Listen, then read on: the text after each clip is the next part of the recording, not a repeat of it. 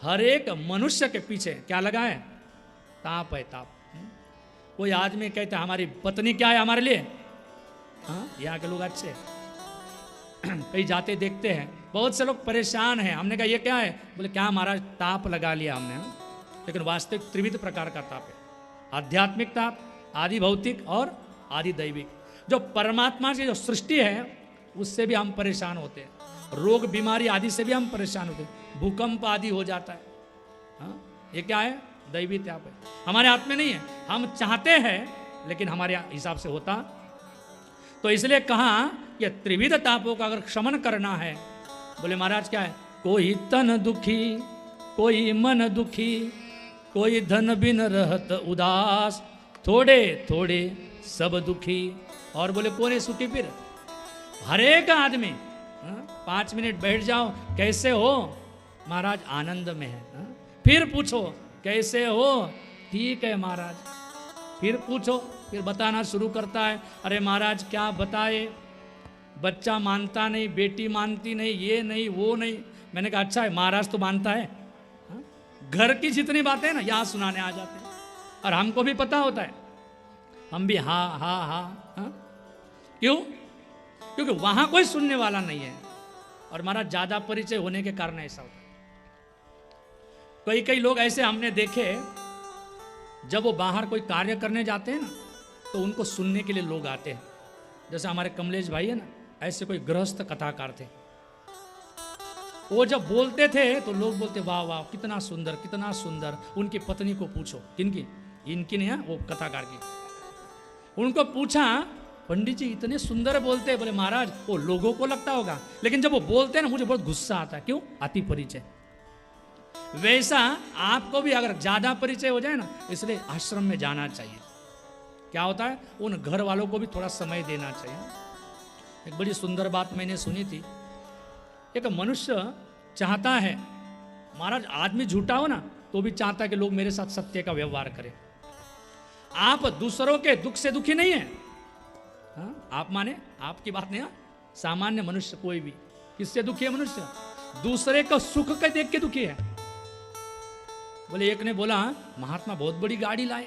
अब महात्मा किसी भगत की गाड़ी लाया होगा, लेकिन जिसने देखा उसको हार्ट अटैक आया। बोले इतनी बड़ी गाड़ी? अरे भाई तुमको क्या लेना देना है, जिसकी गाड़ी है। एक तो बोला कि महाराज की बॉडी बड़ी अच्छी है। अरे भाई तेरे को क्या मतलब है? हाँ? मनुष्य का स्वभाव है, अगर दूसरे के घर में टीवी आई तो उसको टीवी की बीमारी हो जाती। किसको? जो देखता है जलता है उसको। अगर दूसरे के बच्चे को बढ़िया विदेशी कंपनी से क्या आ गया, बोले कॉल आ गया, यू आर सिलेक्टेड, तो क्या होता? इसका ऑल खराब हो जाता है। तो मनुष्य की मनस्थिति है। दूसरे का अच्छापन न देखना, यही क्या है? हमारे दुखों का कारण है। किसी का शरीर दर्द हो रहा है, कोई तन दुखी, कोई मन दुखी, कोई धन बिन रहत उदास। कोई किससे दुखी है? बोले महाराज इतना और चाहिए था। और महाराज आज तक का रिकॉर्ड है किसका? आपके पास कितना सोना है मुझे पता नहीं, लेकिन रावण के पास जितना सोना था ना शायद ही न हो। बोले कितने घर थे सोने के? 7 कोटि घर। किसकी थी? सोने की। और आपने यहाँ 1-2 अंगूठी मिल गई तो बस इधर परसो, इधर ये करो, उधर वो करो। हमने कहा ये यूं क्यों कर रहा है? बोले महाराज उसने अंगूठी नहीं बनाई है। तो कहने का अर्थ इतना ही है, सब जितने हैं ना कुछ ना कुछ दुखी है। तो इसलिए कहते हैं जिसके पास है उसको लगता है कि ये सुखी है, लेकिन महाराज संसार ऐसा है कोई सुखी है नहीं। सुखी वो आदमी है जो भगवान का दास है। कौन? जिसने भगवान को आश्रित मान लिया अपने को कि मैं भगवान का हूं, भगवान मेरे हैं, वो आदमी सुखी हो सकता है। तो इसलिए बड़ी सुंदर बात, ये परमात्मा विश्वोत्पत्त्यादि हेतव्य है। अगर सुख हो रहा है, दुख हो रहा है, क्या कर लेना चाहिए? बोले ये सब चीजें ना होती रहती है, प्रकृति करती रहती है। इसलिए उनके पीछे न पड़ते हो, उस परमात्मा को प्रणाम करना चाहिए। श्री कृष्णाय वयम। बोले बहुत से दृष्टांत बताए जाते हैं, और यहाँ अब आज क्या है, हमको काफी कथा पूरी करनी है। क्योंकि दृष्टांत देने लग जाए ना फिर तो बस इसी पे पूरा हो जाएगा 7 दिन। यात्रा करने के लिए नारद महर्षि निकले कहाँ, कौन सी यात्रा? बोले ये मृत्यु लोक में आए, इस भूमि में पृथ्वी के ऊपर आए और उन्होंने एक दृश्य देखा। कौन सा दृश्य देखा? कुछ माताएं खड़ी थी और 2 आदमी लेटे हुए थे, और एक बड़ी सुंदर, वो जो लेटे हुए थे ना, उनके बाजू में एक माई दुख व्यक्त कर रही थी। नारद जी को, संत का हृदय ऐसा है, कोई परेशान है, कोई दुखी है, तो संत क्या करते हैं? वहां जाके उसका इलाज करते हैं। नारद जी ने देखा क्या किया जाए, लेकिन नारद जी ने देखा 2 पुरुष है, वो तो लेटे हुए हैं, और बाकी सब माना, और इन्हें इस काल ने जर्जर कर दिया है। ये क्या है? बोले परेशान है, बीमार है, रोग से ग्रसित है। फिर बोले ये जो माई लोग, ये कौन है? बोले ये बड़े बड़े तीर्थ नदियां हैं, गंगा, यमुना, सरस्वती, कावेरी, जितनी भी नदियां हैं ना, बोले साक्षात ये मेरी सेवा के लिए उपलब्ध, क्या है? उपलब्ध है। बोले इतनी देवियां होने के बावजूद भी क्या है? मैं दुखी हूं। क्यों? मेरे बच्चे बीमार हैं। नारद जी ने देखा, उन बच्चों के पास जाके देखा, बोले भक्ति जो माता है वो जवान है और बच्चे बूढ़े। संसार में देखने को ऐसा आता है कि बच्चे जवान होते हैं और माँ बूढ़ी होती है, लेकिन यहाँ बोले उल्टा है। क्या करें? तो नारद जी ने, अब संत है, त्रिकालदर्शी है, तुरंत पहचान लिया, क्योंकि भक्ति के ग्राहक तो बहुत है, लेकिन ज्ञान और वैराग्य को लेने वाला कोई नहीं है। भक्ति सब करना चाहते हैं, लेकिन भक्ति कैसी होनी चाहिए? जब तक ज्ञान वैराग्य के साथ भक्ति ना होगी ना, थोड़े दिन, महाराज जी बताते थे अपने, बोले एक माई आके बोलने लगी, महाराज हमने अब जाप करना छोड़ दिया, ये कन्हैया को आपको देने के लिए ले आए। बोले स्वामी जी, बोले अरे बड़ी सेवा करती थी पहले, अब क्या हो गया? बोले महाराज मेरा बेटा बीमार था, मैंने भगवान से कहा। क्या कहा? बोले मेरा बेटा जल्दी से, और बोले भगवान ने मेरा काम नहीं किया। महाराज जी ने कहा भगवान तेरा नौकर थोड़ी है कि तेरा काम कर ले, अगर तू नहीं भी पूजा करेगी भगवान का कुछ बिगड़ेगा? कुछ नहीं बिगड़ने वाला परमात्मा, क्योंकि परमात्मा कोई डॉक्टर नहीं है, वैद्य नहीं है कि छोटी छोटी बातों के लिए। अगर आपने आज भगवान ने ठीक कर दिया ना, आप कल क्या कहोगे फिर? संसारी लोग होते, बेटे की शादी नहीं होती ना, तब भगवान से प्रार्थना करते कि भगवान इसकी शादी करा दो। अब शादी होने के बाद चुप बैठना चाहिए ना, भगवान 2 साल हो गए, क्या अब बेटा हो गया, अब तो शांति नहीं, भगवान इसका बेटा अच्छा सा पड़े, न जाने कितने हम ये क्या है? एक से बढ़कर एक वस्तु मांगते ही रहते हम लोग। इसलिए भक्ति महारानी ने कहा कि महाराज मेरे जो बच्चे हैं ना, ज्ञान और वैराग्य, क्योंकि उसको हम लोग क्या करते? ज्ञान और वैराग्य को लेना नहीं चाहते। हम सोचते भक्ति ताल बजा दिया, हो गई भक्ति, इतनी नहीं। जब तक ज्ञान और वैराग्य युक्त भक्ति न होगी, बीच में छोड़ दोगे। जैसे माई ने बोला ना, भगवान को रिटर्न कर दिया। इसलिए भागवत में भी क्या करना पड़ेगा? भक्ति तो बहुत है। नारद जी ने कहा मैं घूमते घूमते वृंदावन में दृश्य देखा। कौन सा दृश्य? जो आपको बता रहा हूं।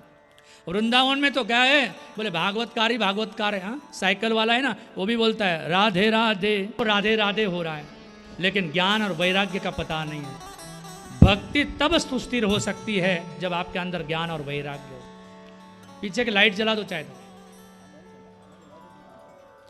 तो ऐसा जब दृश्य देखा, नारद जी को भक्ति महारानी ने अपना परिचय दिया।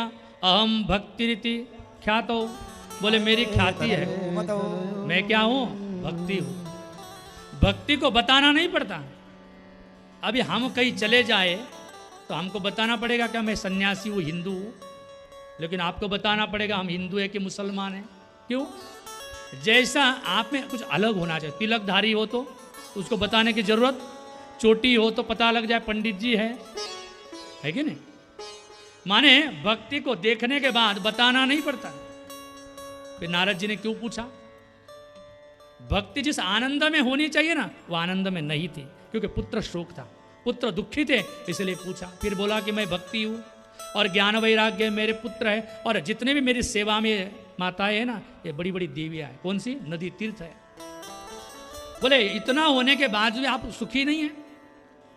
बोले महाराज इस संसार में क्या है? इस कलयुग के कारण सब लोग क्या है? दुखी है।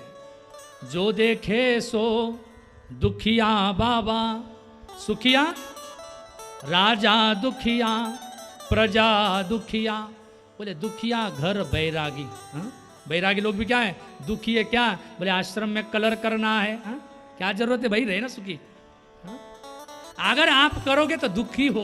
हाँ? और कुछ न करना हो तो हमारे महाराज जी देखो बैठे रहते थे। हाँ? एक माई हरिद्वार में महाराज जी के पास आई, मैंने तो नहीं देखा था लेकिन सुनी हुई बात है। उसने कहा कि महाराज जी 2 करोड़ रुपए मैं लाई हूँ। महाराज जी ने हाँ क्या करना क्या है, बोले इस आश्रम को ऐसा बनाते। महाराज जी ने कहा फिर क्या करना है, बोले एक मैनेजर रखेंगे। बोले फिर यात्री आएंगे। बोले झंझट करना किसके लिए, अरे आश्रम बनाया किस लिए, इसलिए आश्रम बना हरिद्वार में, नहीं आपको पता। महाराज जी ने कहा वो आश्रम में मरने के लिए बना रहा हूं। किसके लिए, गंगा किनारे। अरे भाई महाराज आप शहर में बंबई में रहते हो, क्या कहा, अब बंबई में रहने वाले और हरिद्वार में आश्रम। महाराज आज तक ऐसा इतिहास नहीं होगा। मरने के लिए लोग काशी जाते हैं, हाँ कहाँ नहीं जाते, लेकिन मृत्यु कहाँ ले आती, बोले चल कांदिवली। क्यों, वहाँ लिखा हुआ है। और महाराज जी ने 20 वर्ष पहले बोल दिया था, क्या है, हमको मरना तो हरिद्वार में ही है। हाँ? नियम से साल में 2 बार 3 बार जाते थे। और वहाँ ये जो कथा भी हुई ना, ये कहाँ हुई पता है, हरिद्वार में ही हुई। हाँ? परीक्षित महाराज कहाँ थे, हरिद्वार में गए। और उस जगह का नाम क्या है पता है, और अपने आश्रम का नाम क्या है वहाँ, वो भी गंगा किनारे, उसका भी नाम आनंदवन आश्रम। हाँ? आप लोग गए कि नहीं पता नहीं, इतना सुंदर वहाँ दृश्य है। हाँ? वहाँ एक ही ऐसी जगह है अपनी, उसके आगे इतनी खुली जगह है, कई एकड़ में। हाँ? कई हजारों लाखों एकड़ में आगे जगह खुली हुई है। लोग कभी पूछते थे, मैं मजाक में बोलता था ये सब अपनी जगह है, क्योंकि सरकार की जगह है, वहाँ कभी कुछ बनने वाला नहीं। हाँ? आगे हमेशा खुला, इतनी सुंदर हवा आती है। तो कहने का अर्थ इतना ही, ऐसे महाराज श्री जी ने क्या किया, वह अपना मैंने बोला वैसा ही क्या है, वैसा होना। हम तो बोलते हैं लेकिन हमारे हिसाब से होता ही नहीं। और महाराज सृष्टि में प्रलय लाने के लिए अगर हम बोलते वैसा हो जाए ना, हम सोचते वैसा हो जाए ना, तो कुछ ही पल लगेंगे सृष्टि में प्रलय आ जाएगा। क्योंकि हम लोग जो सोचते हैं, हम लोग जो बोलते हैं ना, वो कोई विश्व बढ़िया से दिशा में जाए इसके लिए नहीं। महाराज इतनी कुत्सित बुद्धि है, इतनी छोटी बुद्धि है हम लोगों की, क्या है, अगर किसी ने मान नहीं दिया। हाँ? महाराज जी कल बता रहे थे, हाँ? श्राप क्या है, बोले हम गाली देते, श्राप देते। अगर हमारे हिसाब से होने लग जाए, हम यहाँ से निकलेंगे ना, घर जाते जाते हजारों लोगों को क्या कर देंगे, अरे इतना मेकअप किया, देखा तक नहीं, उधर ही मर जाए तो अच्छा है। हम इतनी बड़ी गाड़ी में जा रहा है, बीच में आ रहा है, क्या है, मर जाए। इसलिए भगवान की बड़ी कृपा है कि हमारी वो बात मानता नहीं।